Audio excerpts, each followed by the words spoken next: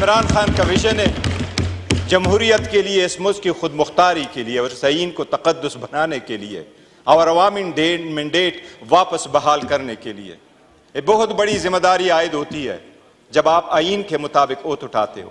آپ عوام کے منتخب نمائندے تب بنتے ہو جب آپ کے پاس عوام کا ٹرسٹ ہوتا ہے. And the trust of the people is earn. یا آپ فارم 47 پہ نہیں لے کے آ سکتے، یا فارم 45 کے حساب سے ہوتا ہے. بالکل. جن کے پاس فارم 45 کے مطابق مینڈیٹ ہے، اس لیے 180 ہماری اسٹرینتھ ہے، وہ ہم دے چکے ہیں الیکشن کمیشن. جتنی نشان بھی لیا گیا، روکا بھی گیا، لیڈر کو بار 5 دن کے اندر 3 کنویکشن بھی کرائی گئی اور لیڈرشپ کو بھی اندر روکا گیا. یہ خیال اور باور کرایا گیا کہ عوام بھول جائیں گے، لیکن عوام کے دلوں میں آج بھی ہے کہ اس ملک کا حقیقی leader, popular leader Imran Ahmad Khan صاحب نیازی. یہ ہمارا مطالبہ رہا ہے، یہ ہمارا زندگی بھر مطالبہ رہے گا. یہ سپریم کورٹ کی ججمنٹ ہے کہ اس ہاؤس میں کسی بھی کنارے سے کوئی سنیک انٹو دا ہاؤس نہیں کر سکتا. صرف وہ بندہ انٹر ہو سکتا ہے جو پبلک مینڈیٹ رکھتا ہو. پبلک مینڈیٹ کے علاوہ کوئی انٹر نہیں ہو سکتا. پہلی بات تو یہ کہ وہ اس ہاؤس کی تقدس پامال ہوگا اگر وہ لوگ بیٹھے ہیں جس کو دنیا جانتی ہے کہ وہ اسٹرینجر ہے، جس طرح آپ کے سامنے بائیں طرف بیٹھے ہوئے ہیں. دھاندلا نامنظور، نامنظور. اللہ کے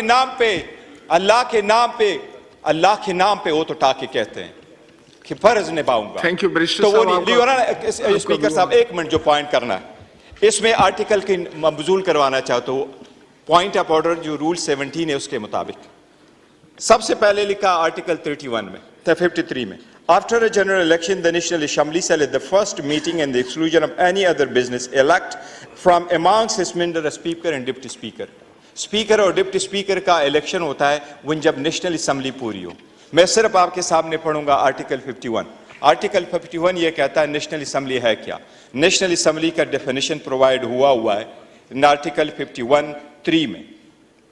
اس میں یہ لکھا ہے there shall be 336 seats for the members in the National Assembly including seats reserved for women and non-Muslim. 3 میں لکھا ہے the seat in the National Assembly referred to in class 1 except the seat mentioned in class 4 shall be allocated to each province in the federal capital territory as under. 4th میں لکھا ہے notwithstanding anything contained in class 3 or any other law for the time being in force, the members of the National Assembly from the federal administrative tribe area to be elected shall continue till the dissolution. In addition to the seat referred to, there shall be in the National Assembly 10 seats reserved for non-Muslim.